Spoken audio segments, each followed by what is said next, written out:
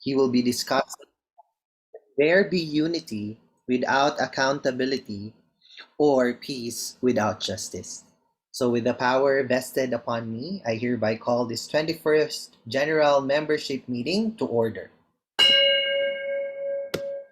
Our host for tonight is past District Trainer Dick Barba. A round of applause, please. All right. Thank you, President Burns. In behalf of the February host group, with members past President Radi Abarintos and past President Dave Karamihan, yours truly, past President Dick Barba, will be your MC for this evening. Once again, welcome to the 21st General Membership Meeting, this February 28, 2022, via virtual meeting at 7 o'clock p.m. Without much ado, I'd like to call on our CICO for the audio-visual presentation of the invocation, national anthem, the Rotary hymn, the four-way test, and the introduction of officers and members for an audio-visual presentation.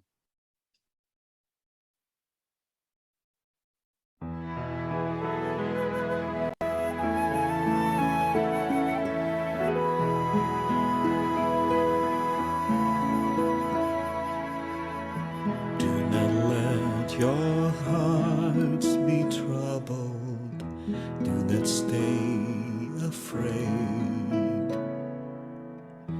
It is really I whom you see, I offer you now my peace.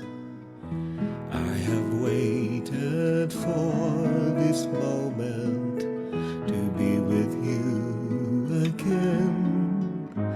In my heart you'll remain, in your heart I'll stay. I am with you till the end of your days. I am in you. Have faith that I hold you, even when you let go, and I love you. Know I am here, I am ever with you.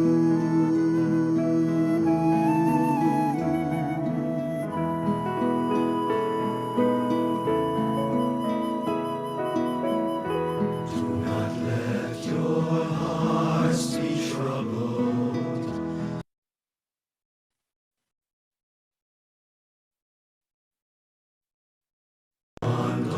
Anguish or death, I'm risen to life anew. When you feel that you've been emptied and can give no more, know that I am your breath and I fill your soul.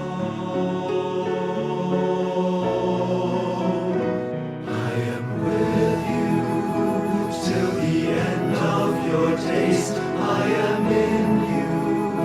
Have faith that I hold you, even when you let go. And I love you, you must know. I am here, I am ever with you. I am with you. Till the end of your days, I am in you. Have faith that I hold you, even when you let go. And I love you, you must know. I am here,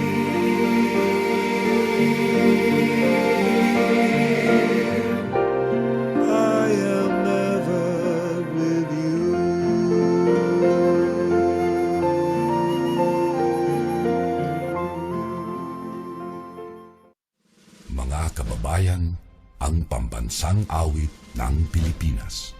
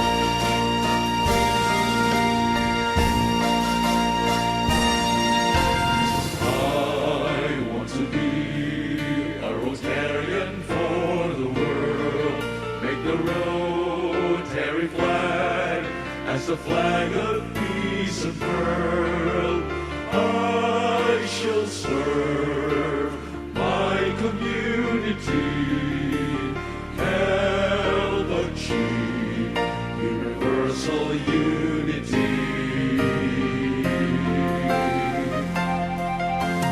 To Rotary, I shall dedicate my all. World understanding shall be my cherished goal. With a four-way test, I'll pursue my quest, giving my little way help attain. Peace in the world, I shall not have lived in vain.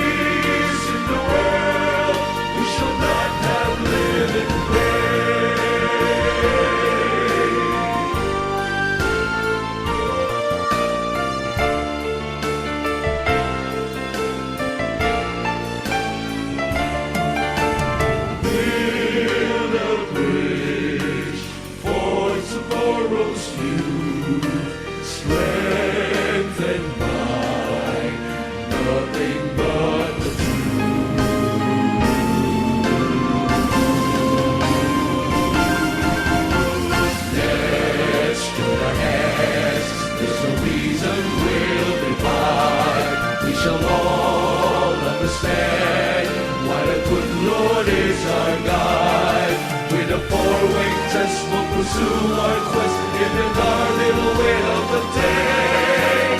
Peace in the world, we shall not have lived in vain.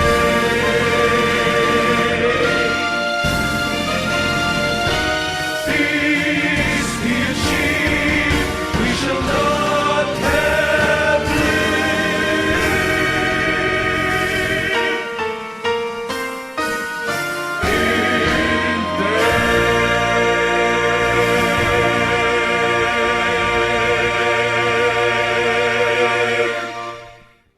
The four-way test of the things we think, say, or do. Is it the truth?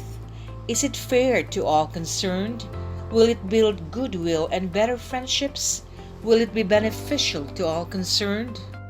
Object of Rotary is to encourage and foster the ideal of service as a basis of worthy enterprise and, in particular, to encourage and foster. First, the development of acquaintance as an opportunity for service. Second, high ethical standards in business and professions, the recognition of the worthiness of all useful occupations, and the dignifying of each Rotarian's occupation as an opportunity to serve society. Third, the application of the ideal of service in each Rotarian's personal, business, and community life. Fourth, the advancement of international understanding, goodwill, and peace through a world fellowship of business and professional persons united in the ideal of service. Rotary Club of Cebu Fuente. Vision.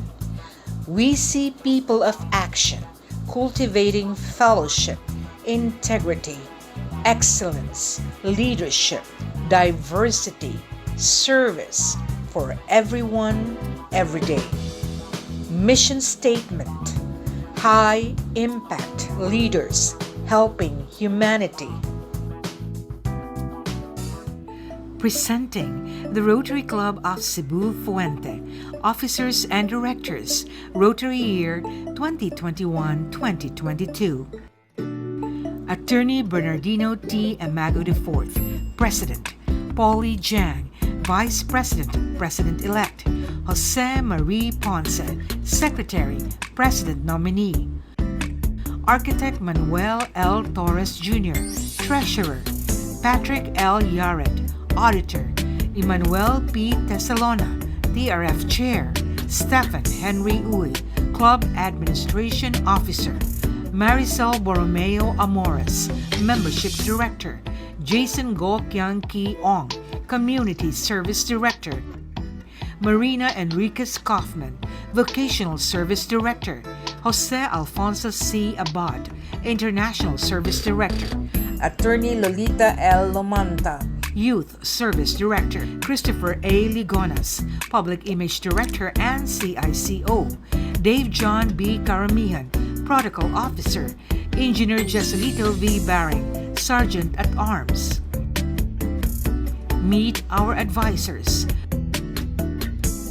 Architect Joseph Michael P. Espina, Assistant Regional Rotary Foundation Coordinator. Mary Ann Alcordo Solomon and Paul Yanao Zone Coordinator. Richard G. Barba, District Trainer, Rotary Year 2016-2017. Conrado M. Abarintos, Deputy District Governor for Operations, Rotary Year 2015-2017.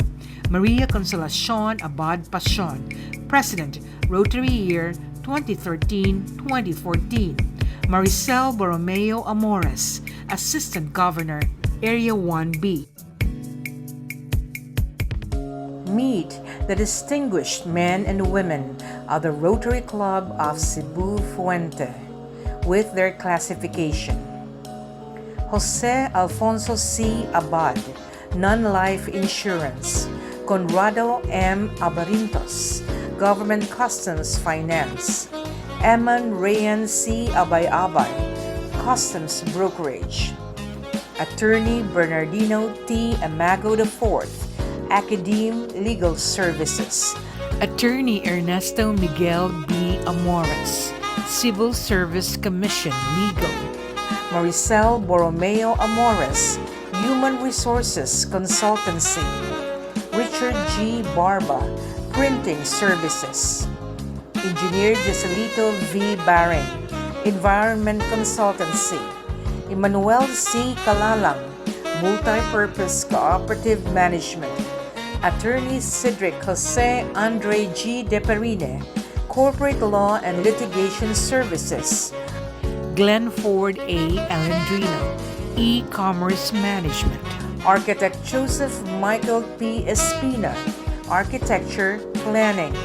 Polly Jan, Coffee Shop Management, Dave John B. Karamihan, Manpower Outsourcing Services, Marina E. Kaufman, Hotel and Restaurant Services, Christopher A. Ligunas, IT Services, Attorney Lolita L. Lomanta, Prosecution Services, Jason Gokian P. Ong, Manufacturing Operations Management, Maria Consolacion A. Pasion, Games and Amusement, Jose Marie Ponce, Memorial Plan Investment Services, Geraldine B. Ramos, Forwarding Services, Maria Dolores Rimas, Resort Management, Luz Filipinas S. San Pedro, Metal Engraving, Herminia Fernandez Spaller, Construction and Industrial Supplies Trading, Dr. Alan O. Sinerpida, Plastic Surgery, Mary Ann A. Solomon, Outdoor Advertising, Signage Design and Production, Hendrik S. Sulay, Retail Management, Emmanuel P. Tesalona, Precious Metal Trading, Alfie M. Torres, BPO Operations Management, Architect Manuel L. Torres Jr., Roof Manufacturing, Stephen Henry D. Pico Uy, Family Business Consulting, Patrick L. Yaren, Resto Bar Management.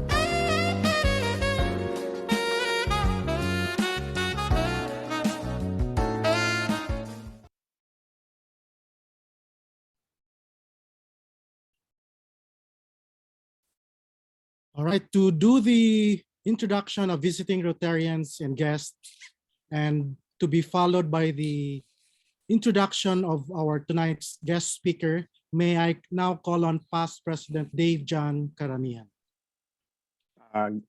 Good evening, fellow Rotarians and guests. Tonight we have past president of the Rotary Club of Manila Bay, Jackie Cruz.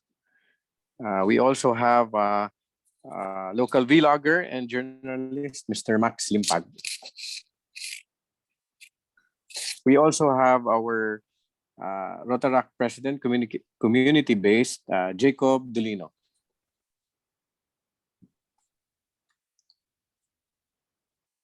Okay, shall I proceed, past President Dick? Yeah, go ahead. Our guest for tonight is obtained his Bachelor of Laws degree from the University of the Philippines in 1990 and Master of Laws from the New York University in 2005 as a Global Public Service Law Program Scholar. Placed 8th in the 1991 Philippine Bar Examination, and since 2016 has also been an adjunct professor at the New York University's Gallatin School. A senior associate at the International Center for Transitional Justice and director of ICTJ's Reparative Justice Program, he currently works with the victims, communities, and reparations policymakers in Nepal, Timor-Leste, Indonesia, Iraq, Palestine, Liberia, Ghana, South Africa, Kenya. He also provides advice on issues involving reparations and war crimes tribunals, including the extraordinary chambers in courts of Cambodia and the International Criminal Court. From 2001 to 2004, he was the commissioner in charge of litigation and investigation in the Philippine Commission that successfully recovered $680 million in ill-gotten assets of the family of Ferdinand Marcos hidden in banks in Switzerland and the US and other foreign countries. He concurrently served in the UN ad hoc committee that drafted the 2003 UN Convention Against Corruption. He was involved in the litigation against the Marcos family filed in the US by victims of human rights violations of the Marcos dictatorship based on the Alien Tort Claims Act. He worked with civil society on proposed reparation measures for victims of the Marcos dictatorship and counseled families of the disappeared, former political detainees, and other victims groups. From 1998 to 2000, he was an Assistant Secretary of National Defense in the Philippines, where he developed his expertise in security, peace building, and conflict issues in Asia, including those involving China, Japan, and members of the Association of Southeast Asian Nations. He has done significant research writing and fieldwork on the relationship among transitional justice, corruption, and economic crimes. A Cebuano, Bisdak, student leader, editor-in-chief of the Philippine Collegian, a fellow nakatunob sa UP College Cebu, Twitter friend, Attorney Ruben Carranza.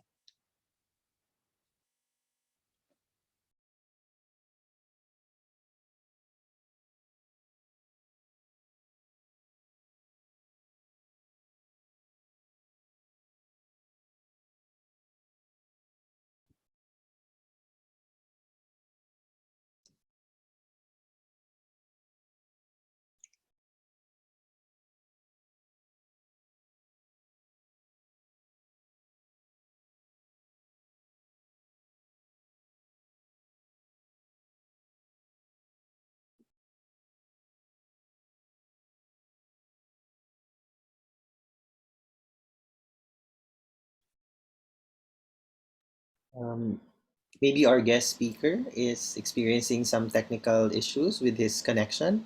Okay, he is back now. Attorney Ruben, the Sorry, floor is yours. naputo lang akong speaker, so now I have to remove it. But you can hear me? Very clear, Attorney Ruben. Okay. Actually, I can't hear anyone, but let me see what's going on. Maybe the volume key, sir. Give me a second.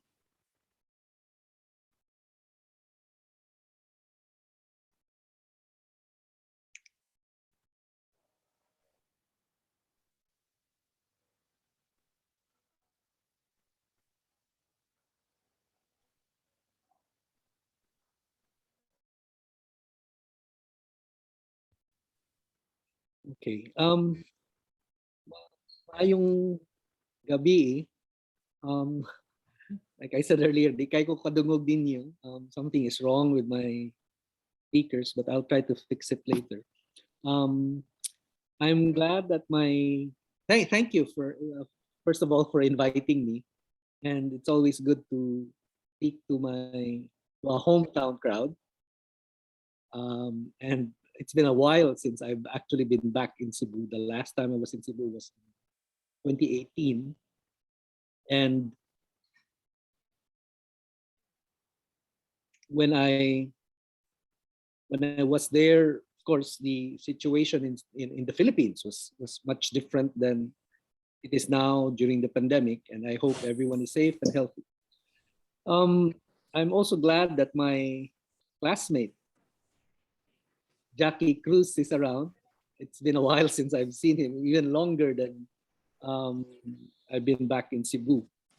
I was going to show some slides, and I'll see if I can.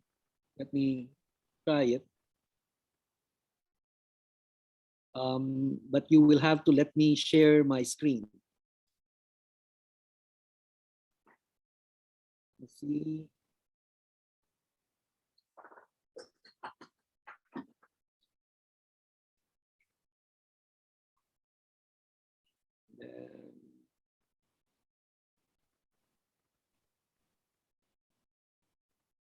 Right. So when I was preparing for this evening for me discussion, I was what happened?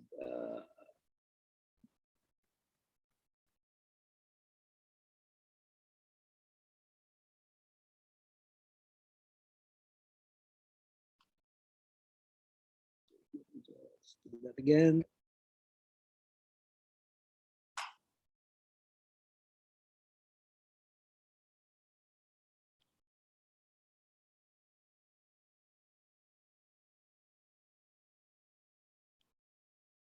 Sorry.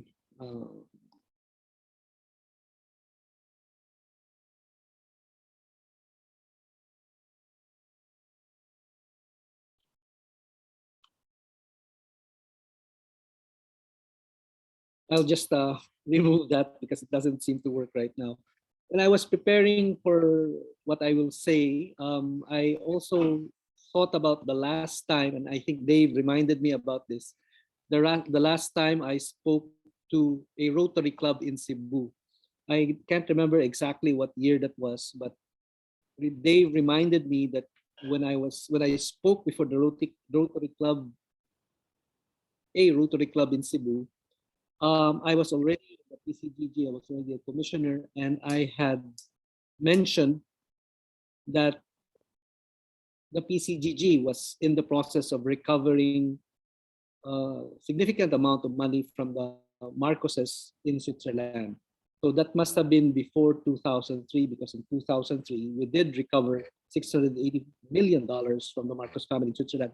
And I'll mention something about that in a bit. But the topic that you asked me to talk about is peace without justice, unity without accountability, and whether you can have unity without accountability, whether you can have peace without justice.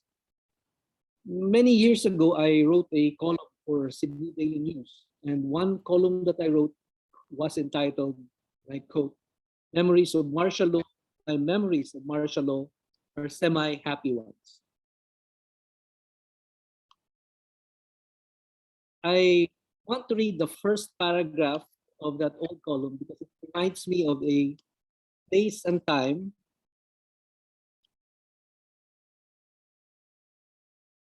in Cebu that I mentioned in it. So this is the first paragraph of that column in Cebu Daily News. I was in second grade walking to school with my mother. We reached the corner of P. Del Rosario and Jones Avenue, and as we were crossing P. Del Rosario near the Santo Rosario Church, my mother stopped. She stopped because she had seen the writing on the wall, literally across the street, scrawled in large, rough, and bloody red letters on the wall of what was then the Boy Scouts compound in Cebu was this unfinished sentence: Marcos fascist imperialist pop. It wasn't finished. Whatever anti-Marcos, anti-fascist, and anti-imperialist sentiments the person who painted those words could have stirred in my 8-year-old mind were never stirred that day because they were immediately overcome by something more important to my grade 2 curiosity. What had the vandal who wrote those words on the wall meant to write? Did the vandal mean to write puppy, or did the vandal mean to write the word puppet? So the column goes on, but I'm mentioning this column tonight because I remember this place in this paragraph. That corner, Fidel Rosario and Jones Avenue, used to have a small concrete marker, and that concrete marker bore a plaque. And then the plaque, I remember when I was in elementary school going to the Cebu Normal School, had the words, the four-way test. I know you know what those 4 tests are, so I'll begin by asking you to think about this question as we talk tonight. Would Ferdinand Marcos Jr. ever pass the first, even just the first, of those 4-way tests? In 1938, there was a German writer who fled to the United States as a refugee. And when he arrived in the United States, he issued a warning to the world. Let me quote an article about him that talks about what his warning was. The German writer issued a list of challenges in 1938 that would sound familiar to our ears today.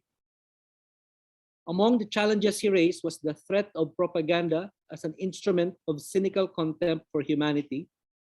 Another challenge was the denial and violation of truth in favor of power.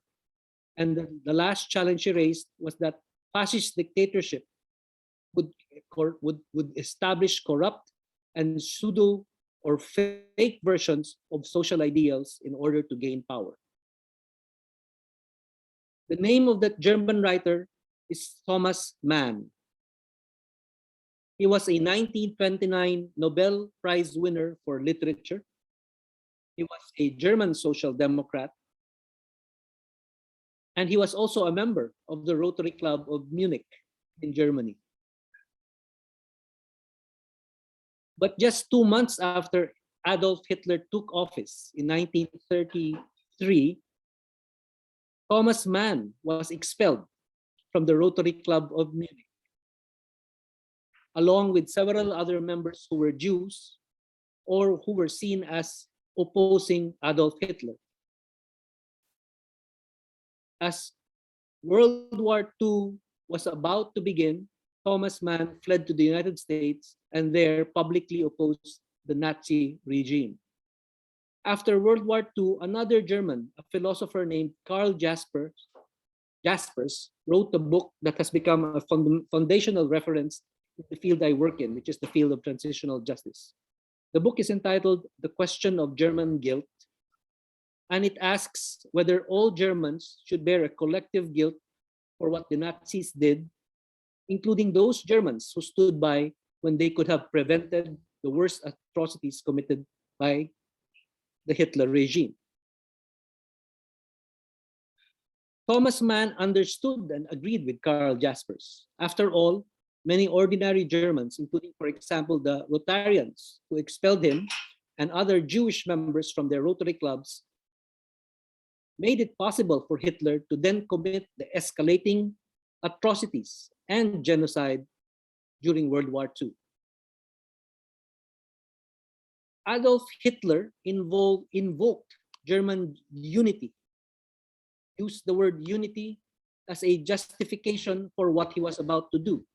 In 1938, on the eve of World War II, Hitler said, and I quote, "The unity of a nation's spirit and will are worth far more than the freedom of the spirit and will of an individual."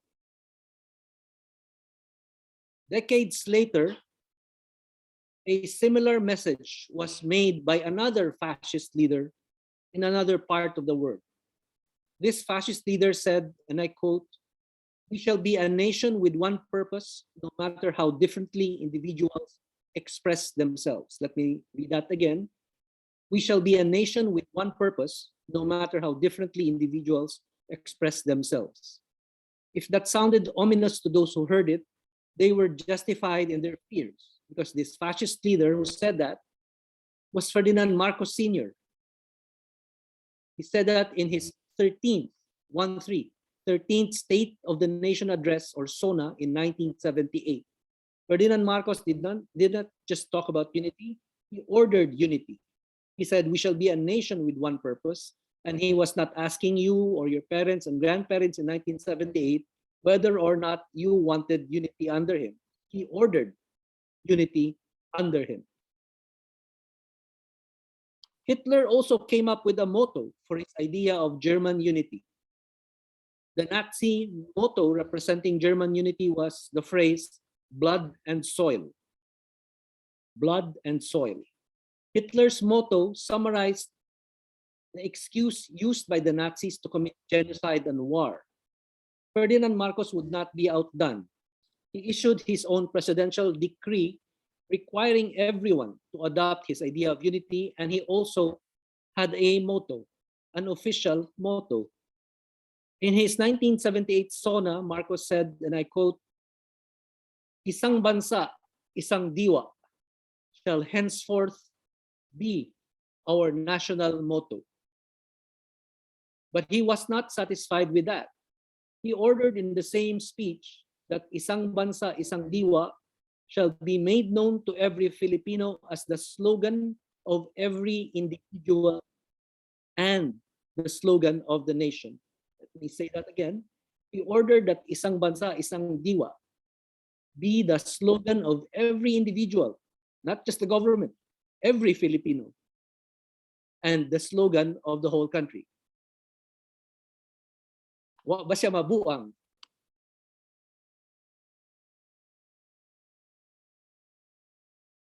Imagine that. Every Filipino was required by Marcos to adopt that slogan as his own. So when you now hear Marcos Jr. constantly repeat the word unity, as if it were the answer to every question he is asked, it isn't an original word, nor is it about unity at all. It is just a meaningless recycling of his father's old fascist slogan. This word unity being used by Marcos Jr. And what about Filipino Rotarians? Did they challenge Ferdinand Marcos? Some of you will, of course, know your club's history better than me. But here's what I found out. When the Rotary Club of the Philippines, and I suppose this meant the whole Rotary, all the Rotary clubs in the country, were celebrating the diamond anniversary of the Rotary Club of the Philippines, they held it at the Philippine International Convention Center in March 1979. Their guest speaker was Ferdinand Marcos. So when the Rotary Club today emphasizes the ideals of service and high ethical standards, it's important to ask yourselves, given Ferdinand Marcos's record in 1979 when he was asked to speak at the diamond anniversary of the club, would he have qualified to be a Rotarian at all? Because around that time, for example, in 1978, the US State Department already had reported torture and the involvement of military units in the abduction and murders of dissidents in the Philippines. In other words, while Marcos was speaking at the Rotary Club at the PICC in 1979, political detainees such as Senator Benigno Aquino and many others were on the 7th year of their detention as political prisoners. In 1985, when I was chairman of the UP Cebu Student Council in college, someone that I always considered a friend and had always counted on to speak at our public events and protests, was forcibly abducted by the military in Labangon district. Until today, Father Rudy Romano has not been found. In July 1978, Imelda Marcos spent $1.4 million in just one day at the Bulgari Jewelry Store in New York. Who paid for that? The Philippine National Bank branch in New York, which it treated as if it were her ATM. The receipt from the jewelry store shows that it was Imelda's assistant, a woman named Vilma Bautista, who paid for the $1.4 million worth of jewelry. In 2013, I was already here in New York. The New York District Attorney's Office asked me for help. They were prosecuting a Filipino-American woman with tax fraud and racketeering. The woman had sold for $32 million a painting by Monet stolen from a Philippine government-owned property in New York. She claimed that the painting was given to her by Imelda Marcos. That woman was convicted and sentenced to 6 years in prison. Her name is Vilma Bautista. From 1975 to 1978, Ferdinand Marcos Jr. was at Oxford University spending the Filipino people's money for a 3-year degree course that he never finished. Let's forget for a moment why he never graduated from Oxford. A more pressing question to ask is, why was he studying abroad? Why was he studying in one of the most expensive educational systems in the world instead of studying, like most of us were, in Filipino public schools in the country ruled by his own father? According to a report in the Los Angeles Times in 1978, and I quote, 20 years ago, or just before martial law, the Philippines ranked as the second best educated nation in Asia. After nearly 2 decades of governmental neglect and corruption under Marcos, only 40% of all pupils who enter the first grade finish high school.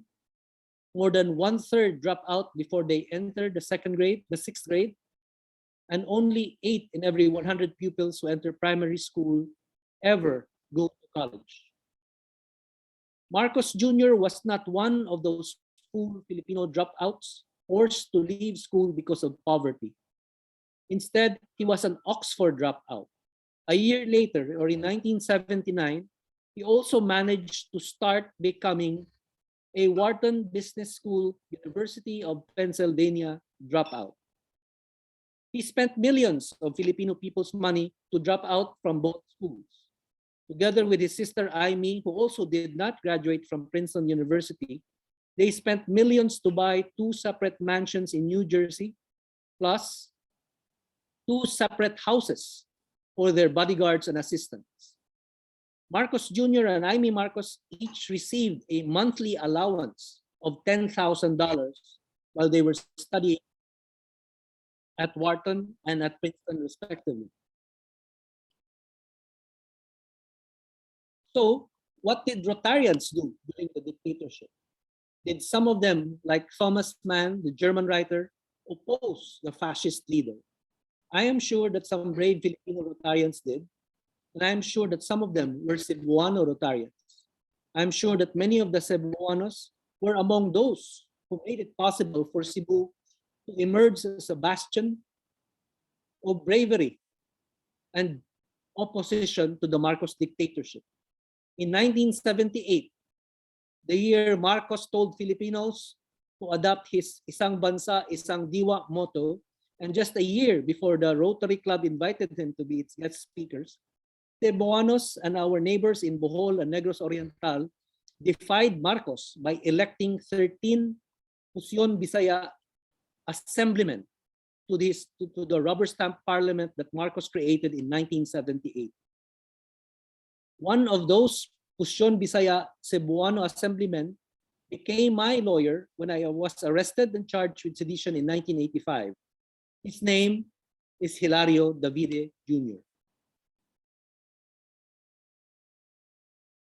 In 2016, Cebuanos did it again by giving Vice President Leni Robredo a significant margin of votes to defeat Marcos Jr.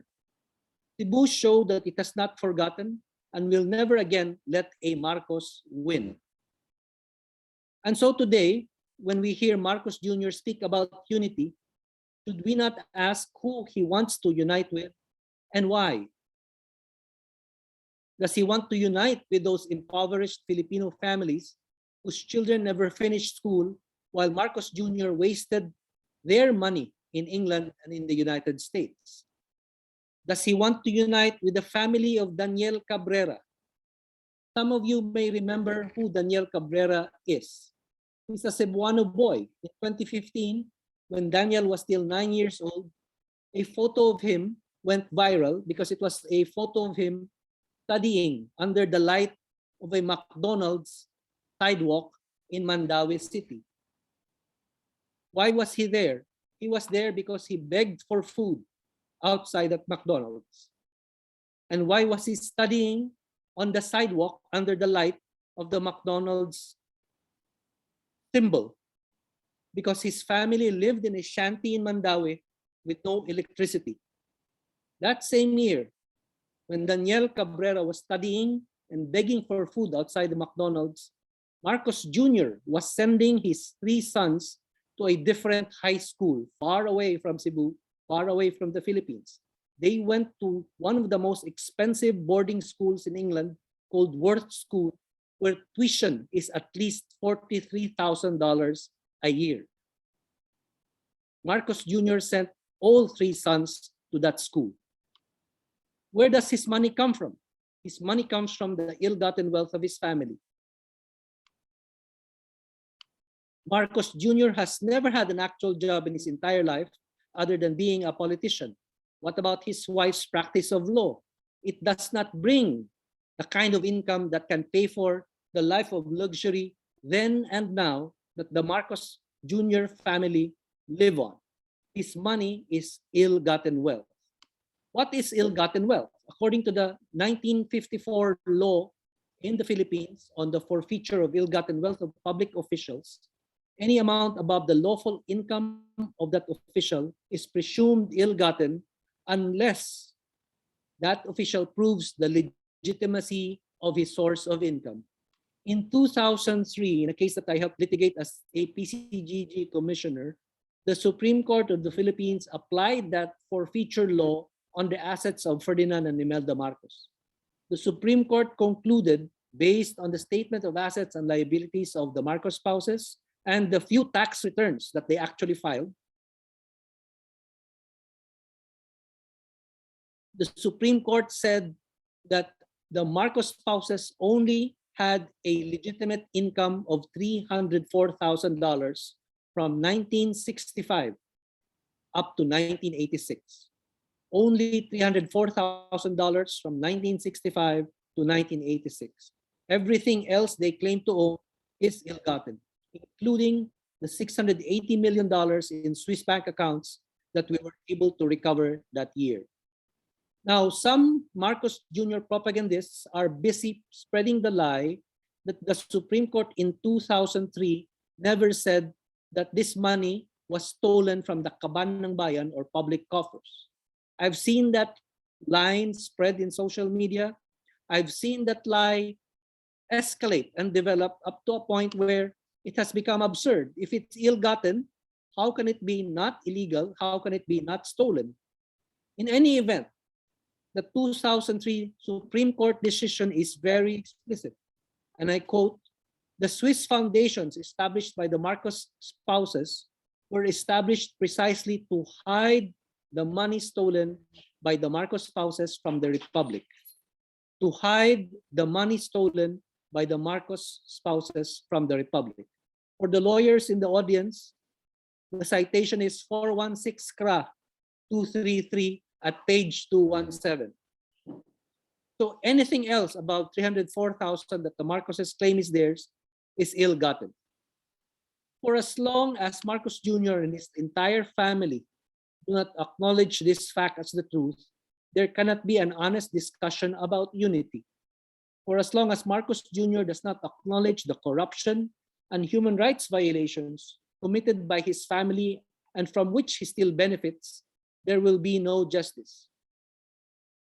Without justice, there can be no real peace.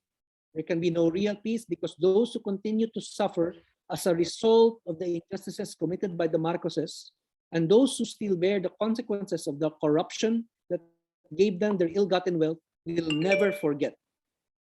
That is why it is important for Cebuanos to remember the role they played in fighting the Marcoses during the dictatorship and in defeating Marcos Jr. in 2016. I grew up in this city and I proudly joined that fight when I was there. Thank you again for the honor of being here to remind you that we once fought and defeated the Marcoses in the past and that we can defeat Marcos again. Daghang salamat.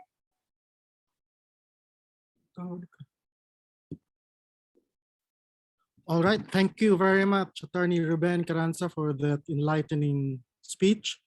We are now open for any questions to be thrown to our guest speaker for tonight.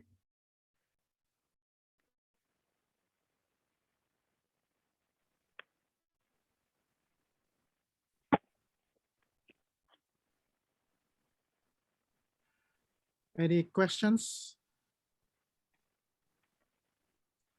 We have a question in the chat room.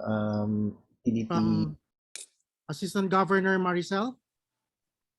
What happened Yes. to the amount that the PCGG recovered? So I'll answer that quickly, and then we can go back to some detail if you want. The PCGG recovered, and this is the information requests that many people have asked about using the same question. The PCGG, after 36 years, recovered a total of 174 billion pesos. About 76 billion of that amount was cash earned from the sale of shares of stock of San Miguel Corporation that were recovered by the PCGG when I was in the commission. This was San Miguel Corporation shares purchased with the coconut levy extracted from millions of coconut farmers during the Marcos dictatorship, 76 billion pesos. Another 10 billion pesos, $680 million that we recovered from the Swiss bank accounts of the Marcoses in 2003. What about the balance? The balance of 4 billion in total recovery comes from the various sources of ill-gotten wealth that were recovered from real property in the United States during the dictatorship were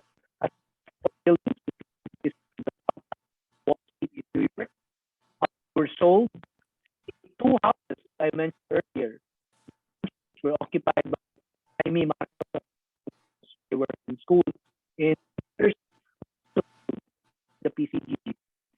Bulk of that assets recovered and liquidated into cash from 1986 to 2022 or to maybe 2021.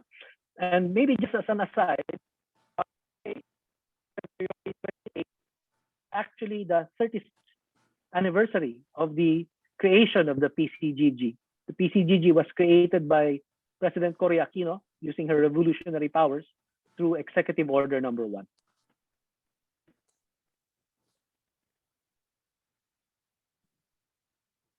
All right. So that answers your question, Assistant Governor Maricel.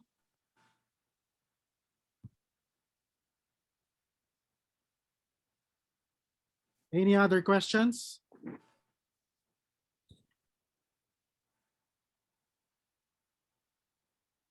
President Burns? Good evening once again, ladies and gentlemen. Good evening, Attorney Ruben.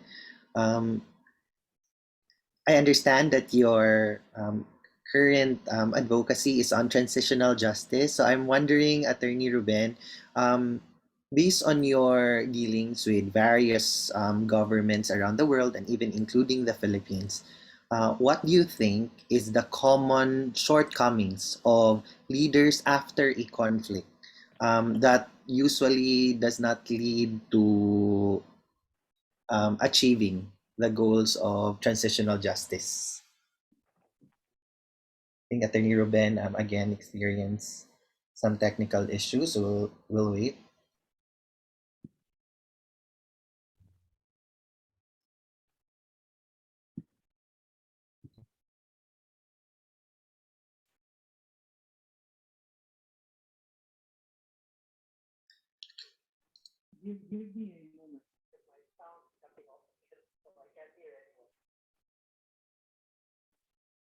President Burns, while waiting, maybe you can repeat your question. I will try to connect on my phone.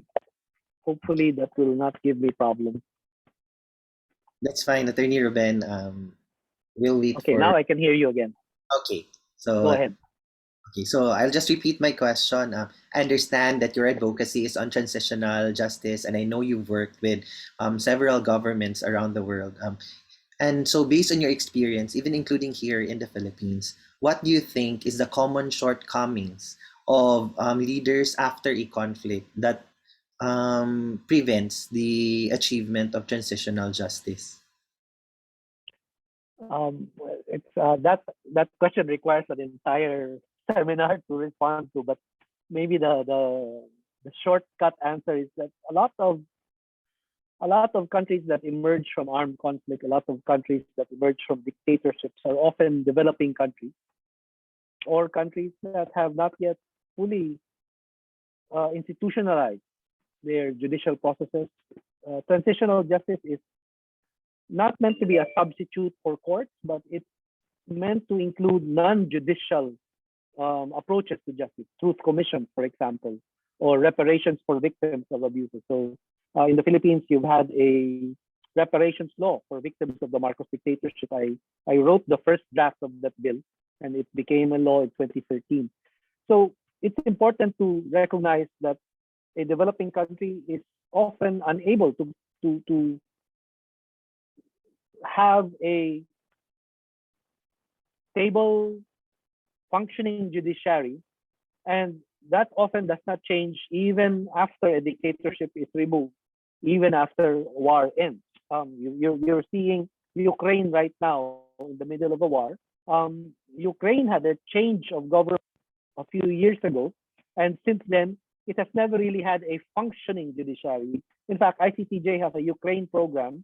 One of my colleagues works on Ukraine, and that was one of the problems that we were facing even on the eve of the Russian invasion just a few days.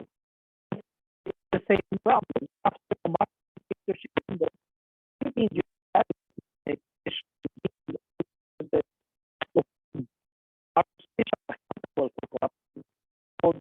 military human rights violations. And so what happened was that it was the Marcos dictatorship official. Are you having problems hearing me? It's okay now, Attorney Ruben. Okay. So one of the manifestations of that dysfunction is that someone as powerful as Estelito Mendoza was powerful during the dictatorship. He was the only Secretary of Justice of Marcos, continues to be powerful even up to now. Siya man ay gakamang ang mga kaso ni Marcos Jr., whether ang kaso ni Marcos Jr. sa COMELEC, ang kaso ni Imelda Marcos sa Supreme Court, ang mga kaso nila sa Sandigan Bayan, si Estelito Mendoza ang ilang gisaligan na mukamang sa mga judges o justices na nagkaraghanan na apay utang politikal, na political debt kang Estelito Mendoza. So that's the problem. Thank you so much, Attorney Ruben. And it's indeed enlightening that we need to establish well a good judicial, or at least a functioning judicial system to get through transitional justice. Thank you. All right. So, any other questions? There's a question by past President Jackie. From past President Jackie, right? Jackie Cruz to ask this question aloud. My friend Jackie, tanungin mo na so I can answer it. My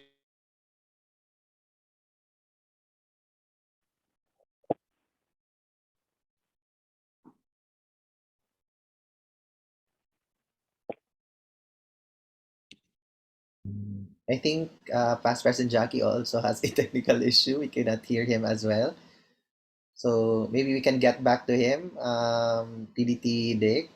Yeah. So we'll proceed to other questions. Maybe past District Governor Mayan, do you have a question? No question actually. I'm listening. Mamaya, magtanong ako, Attorney Ruben. Nice to see you again. Rotarian Cedric is raising his hand. PDT Dick. All right. So, Rotarian Cedric, you are now recognized. Please go ahead. Thank you, Press Burns. I have this question to Attorney.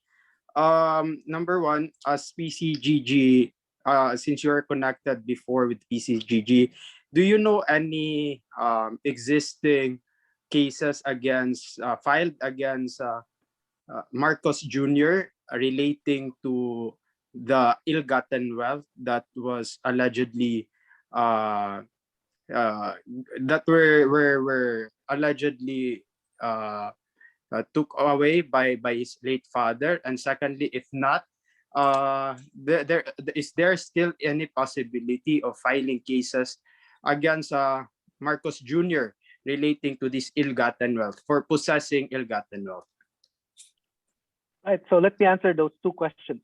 Yes, all the PCGG cases against the Marcoses include Marcos Jr. as a defendant after his father died, because Marcos Jr. is the co-administrator of the estate of Ferdinand Marcos together with his mother. So all the cases that are still pending against the Marcos family, Marcos Jr. is a defendant. And that's just in the Philippines. In the United States, Marcos Jr. has been cited for contempt of court by the court in Hawaii for trying to transfer Marcos assets without the permission of the court. The victims of human rights violations during the Marcos dictatorship won a case against the Marcos family, a judgment for $2 billion. So the court in Hawaii ordered Ferdinand Marcos Jr. and Imelda to not transfer assets. This order was disobeyed by them in 1992. They were cited in contempt. And that means if they ever set foot in the United States, they will be forced to explain to the court why they disobeyed the court. And if they can't explain, the court can have them arrested and even jailed until they obey the court. The Marcoses are also arguably liable for money laundering under the money laundering laws of the Philippines that were passed subsequent to the Marcos dictatorship. Money laundering laws require what's called a predicate offense. In other words, a crime or an offense without the requirement of a conviction that was committed in order to earn ill-gotten wealth. They earned ill-gotten wealth through corruption. The Supreme Court has already ruled on that. So by moving money and possibly by using ill-gotten money for campaigning the way he is doing now, he might be liable for money laundering as well. Hope that answers your question. Thank you. Can I have a follow-up question, attorney? As of now, does Marcos Jr. has an existing criminal case being filed by any party? No, there are no criminal cases against Marcos Jr. simply because not the PCGG, but the special prosecutor in the office of the ombudsman filed criminal cases. They were filed against his mother, Imelda Marcos. His mother, Imelda Marcos, because at that point during the dictatorship, they were the ones primarily responsible for committing the corruption that Marcos Jr. benefits from. So following up on your discussion regarding Marcos Jr.'s use of this ill-gotten wealth, wouldn't it be also would it not fall under the, at the very least, the anti-fencing law or some other criminal laws which may be applicable to be that may be filed against him?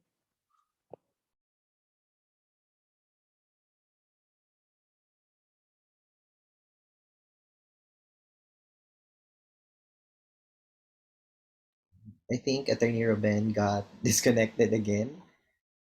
So May I say something? While waiting for Attorney Ruben to reconnect. May I say something? Okay, here's Attorney Ruben. Okay. okay. Go past President Dave while waiting for Attorney Ruben.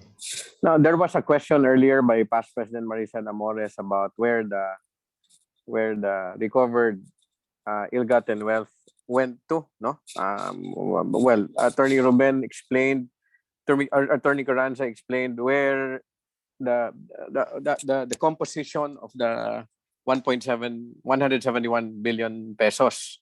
Now, where did it go? Now, part of it went here. This is part of my research. Part of it went to the implementation of RA 10368, which is the Human Rights Compensation Act. And I also learned, also from Attorney Carranza in one of his Twitter feeds, that there was a time, especially in 2003, I think, that we had a boost in our dollar reserves, primarily because we recovered so much dollars from the ill-gotten wealth. So it's our Attorney Carranza would be able to explain that better. Okay, Rotarian Sid, Attorney Ruben is back. If you can repeat your last question. Yes, attorney.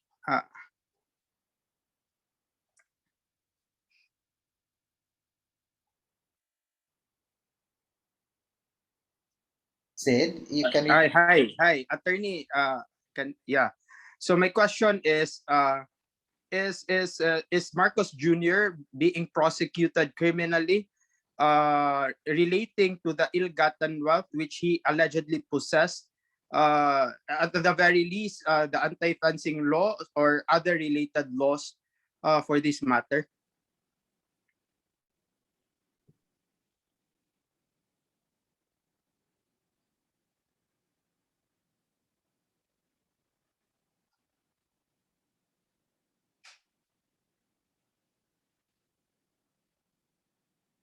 Sadly, we cannot hear you, Attorney Ruben.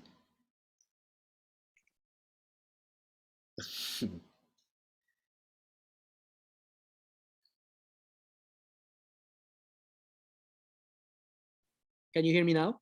Yes, we can hear you now, Attorney Ruben. So, like I said, money laundering as a crime can be the basis for charging Marcos Jr.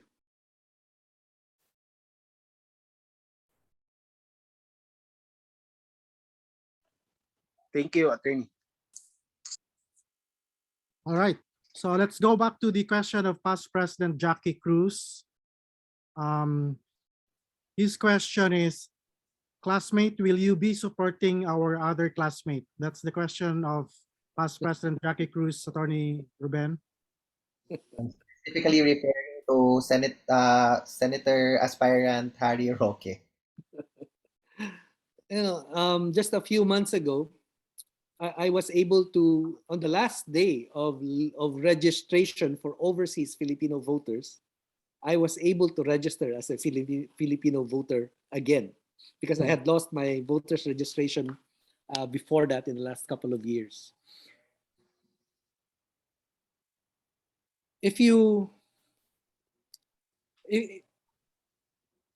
Our classmate and our friend obviously has decided that he no longer wants to portray himself as a human rights lawyer. Obviously, he has decided too that he does not even want to be consistent about his previous positions on the Marcos dictatorship. And he has made it clear that what is more important to him is having a powerful political position in the Philippines, regardless of what it says about him. And that both saddens me, but in some ways does not surprise me. And I'm sure Jackie Cruz, past president of the Rotary Club, will know what I mean by being disappointed and sad. But Harry Roque is not the first classmate or UP Law graduate who has decided that ambition and power are more important than anything else, including whatever we learned in law school, and have never voted for any of those people. So it's not going to be different in my case. It's not going to be different in this case. There will be many choices, far better, and unfortunately, based on the principles that I have always had, even when I was a student leader in Cebu, all the way, and kilala naman ako ni Jackie, nung estudyante pa kami, even when I was a student, I have tried my best to be consistent. I cannot insist that others be consistent as well, including those who claim to be human rights lawyers, but that's precisely the way we judge people. We judge people on the basis of what they believe in and whether they, in fact, stand by those beliefs. Pwede na yun, Jackie? Yes, just a follow-up question, but more serious one this time. By the way, it's nice to see you, Ruben. I haven't seen you for quite a while. Dito pa tayo nagkita sa Rotary Club of Cebu Fuente, but of course, my warmest regards to you. Now my question would be, it's 2022, and would you say that today the state of our legislation would be more protective of the Filipino people from a recurrence of the events that occurred in the 1970s, or is it still wanting in legislation? When Jackie and I were freshman law students, there was no actual Philippine Constitution ratified by the people. It was a revolutionary constitution.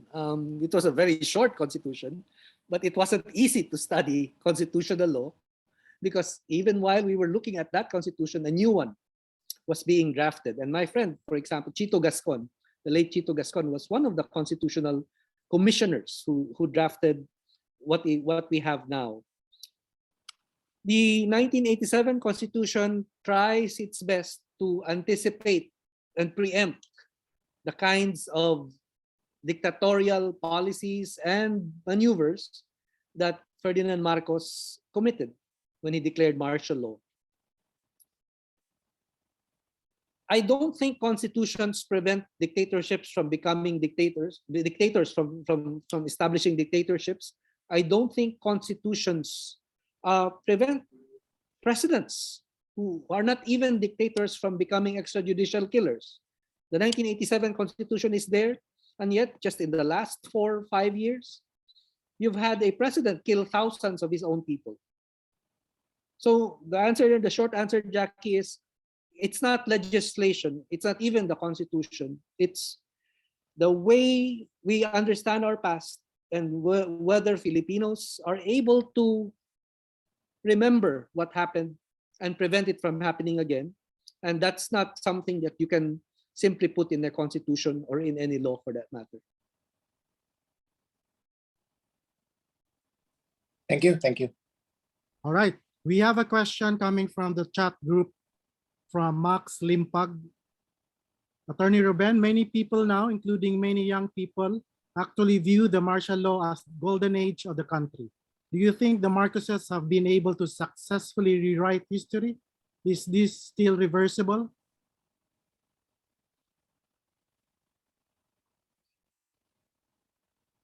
The ability to rewrite history, including not just in the Philippines, but in other countries that have emerged from dictatorship, has always been dependent on two things. One is, of course, the power to do it, the political power to do it. And the other is the money to pay for it. Right now, the Marcoses have the money to pay for it, and it's made cheaper by the fact that you now have social media. The reason that they could not revise history the way they're trying to do now is because in the past, there was no Facebook, there was no TikTok, there was no YouTube, and there was no mobile internet system that would economically allow for lying and revising history to happen the way it's happening now. What the Marcoses don't have is power. That's why they have to and have had to negotiate with the Duterte family and the former president, Gloria Macapagal Arroyo, to try to take that power. So the answer, Max, is they're not yet successful. If they take power, they can become successful. But even if they take power, if Filipinos are able to actually stop them from accessing the money that they still possess, the ill-gotten wealth that they still possess, then they would lack that other element of being able to rewrite history. So there are two elements. One, basically, they already have ill-gotten money. The other, political power, they still don't have completely. So it's not yet done. We're still able to fight back, and we can still win. All right. Past President Dave, do you have a question? Yes. Good morning to you there, Attorney Carranza. Well, in connection with that, you were saying that since they have the money and all they need to have is power for them to reverse history. Now, my question becomes: there have been decisions by the Supreme Court that upheld that Marcos acquired ill-gotten wealth during his term. Now, my question would be: once they get the power, since some of the Supreme Court justices will have been retired by that time and they will be able to appoint them, and the PCGG officers, he will have the power to appoint them as well, and the Solicitor General, probably Solgen Calida, will be renewed. So is there a chance for those Supreme Court decisions to be reversed by another Supreme Court decision?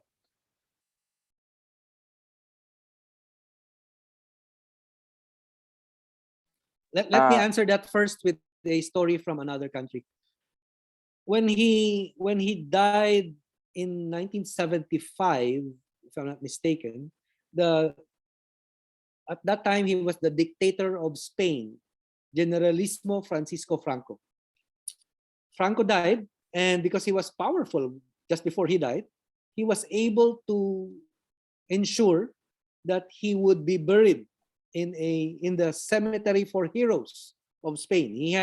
He built this huge mausoleum in Spain decorated with a gigantic cross and some massive structure that undoubtedly is an attempt to make sure that even when he's dead, he will be regarded as a hero in Spain, a hero who stopped the communists, a hero who made sure that the republic, that the fascist Republic of Spain would go on, and it did not go on.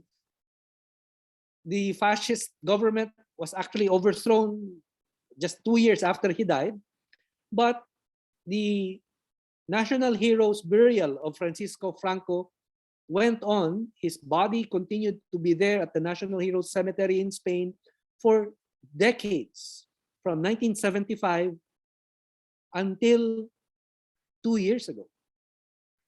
2 years ago, they were finally able to exhume, to remove the body of the fascist dictator of Spain from the Heroes Cemetery. It took a long time. And it took a long time not just to remove his body, but to challenge the revisionist history that Francisco Franco had established in Spain. In other words, it's possible. It's possible that together with the body of Ferdinand Marcos, buried as a hero in the National Heroes Cemetery of the Philippines, if Marcos Jr. were to gain power and the Marcoses came back and ruled again, they can attempt to change every institution that previously declared them corrupt, declared them as having committed human rights violations, called their administration a dictatorship, and they can try. They might even succeed in replacing Supreme Court justices, institutions, appoint an ombudsman who will go after everyone that they think went after them. In fact, and this is an aside, the Marcos family, if they win, might even go after the former Marcos cronies that they think have deprived them of their ill-gotten wealth too.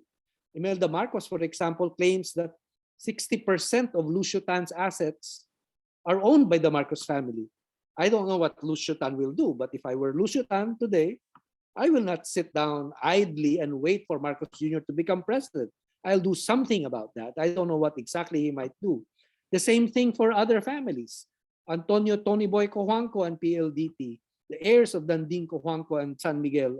Ramon Ang controls San Miguel right now. He better be thinking about what a Marcos Jr. presidency might do to him. In other words, it's also very possible that they won't succeed in revising history, in reversing these decisions on ill-gotten wealth, not only because the Supreme Court's rulings are strong enough, in my opinion, to stand, but because there will be Marcos cronies, there will be oligarchs just like them who will not let that happen, because that means also losing the ill-gotten wealth that they acquired during the Marcos dictatorship. So that's not a very hopeful answer, Dave, but that's a very realistic answer. Yeah. The enemy of my enemy is a friend, or something like that. Now, and one more past question, Dick, if you don't mind, no? Yeah, go ahead.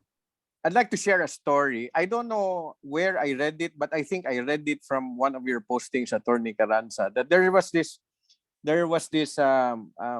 occasion, or there was this something happened, or I think the guy who was retelling the story was waiting for an elevator.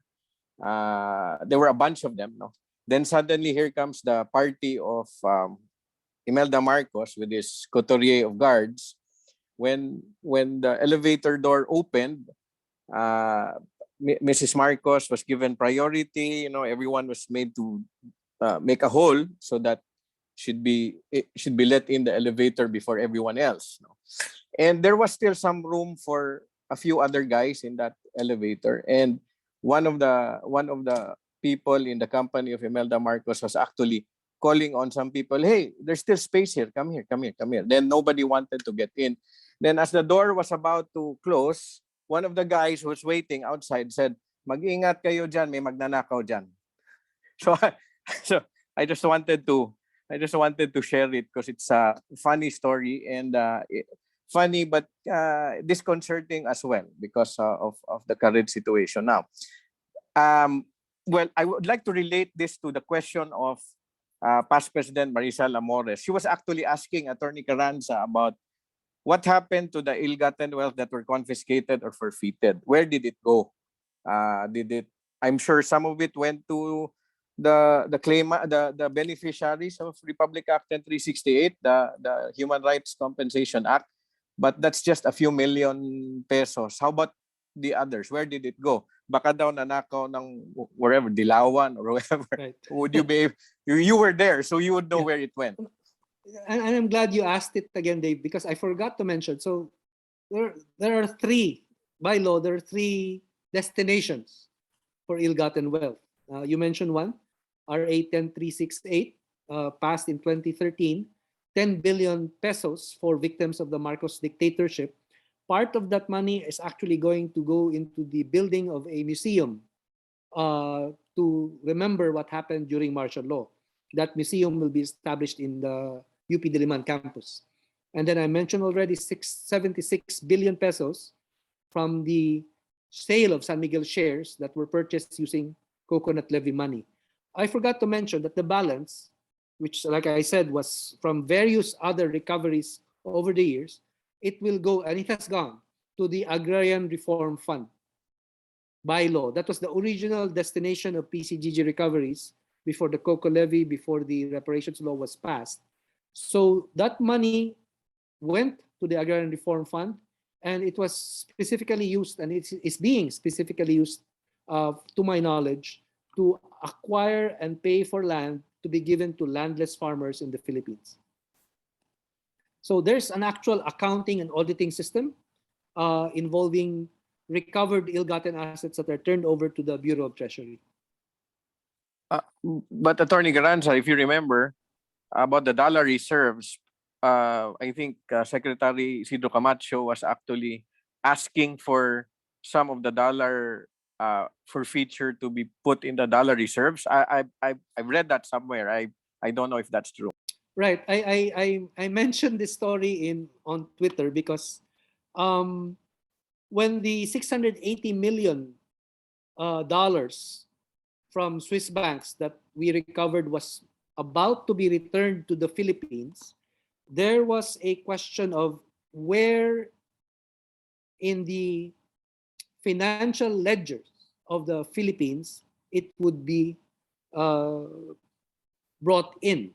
In other words, in the books of the Philippine state, where do you enter the $680 million? So we had a meeting with then Finance Secretary Isidro Camacho, and he asked the PCGG, would you agree that this $680 million first be parked, iparking una, with the account of the Bureau of Treasury, in other words, General Fund, because at that time the Marcos Victims Reparations Law had not yet been enacted. So there was no way to put it in the budget line for that because there was no budget line for that.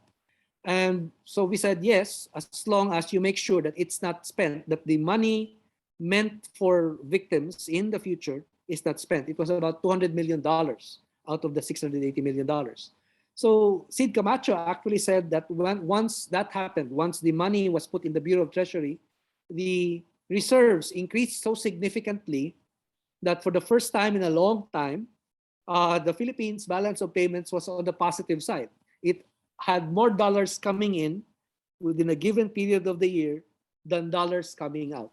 So that is the extent of ill-gotten wealth taken out by the Marcos family. It can actually change the Philippine economy. It could have changed the Philippine economy had it not been stolen, but because it was stolen, it paralyzed and damaged the Philippine economy for decades.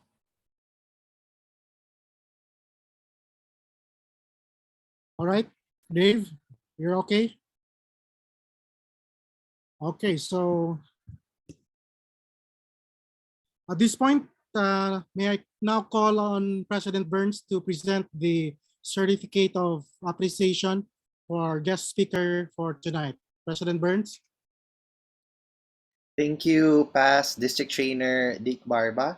So on behalf of the Rotary Club of Cebu Fuente, we present this certificate of appreciation to Attorney Ruben Carranza for his invaluable time and expertise as guest speaker at the 21st Rotary Club of Cebu Fuente General Membership Meeting, given this 28th day of February 2022 via Zoom, signed by yours truly and our Secretary, Jose Marie Ponce. Thank you so much, Attorney Ruben. Daghang salamat. And I actually took a screenshot of that because I have never received a certificate by Zoom before. Pero daghang salamat, and nalipay ko nga giimbita ko ninyo kay first of all, dugay na kong baka sulti og Cebuano. Ang akong mga asawa, akong mga anak dili kay Binisaya. Usahay na ako'y kaistorya akong mga paryente sa Hawaii, for example, ug usahay akong mga igagaw sa Cebu, but kuwang sa practice, no? Kuwang sa practice. Ikaduha, nalipay ko nga giimbita ko kay as I said earlier, I did speak to the Rotary Club of Cebu many years ago, and I like the idea of discussing these issues with people from all walks of life, not just with activists, not just with politicians, not just with lawyers, certainly. And of course, nalipay ko nga na ako yung mga kaila sa audience. Ang uban, akong kauban sa UP College Cebu sa una, dugay na mga magkita, dugay na akong makabalik sa Cebu. So daghang salamat sa higayon nga inyong gihatag nako. Salamat kaayo. Thank you also, Attorney Ruben. You're welcome, and thank you very much for your time and indulgence. Back to you, past this trainer, Dick Barba. All right, President Burns, to conclude our meeting for tonight, I'll get back to you for your president's time. Okay, thank you again. We will reserve all our business matters discussion next meeting. I assure the general membership that we will reserve the entire meeting, our 22nd general membership meeting, for discussion. And maybe then we can start discussing also a possibility of a blended, if not a full face-to-face meeting for our club. So for now, there being no other matters to discuss, I hereby call this 21st General Membership Meeting adjourned. Fellowship continues.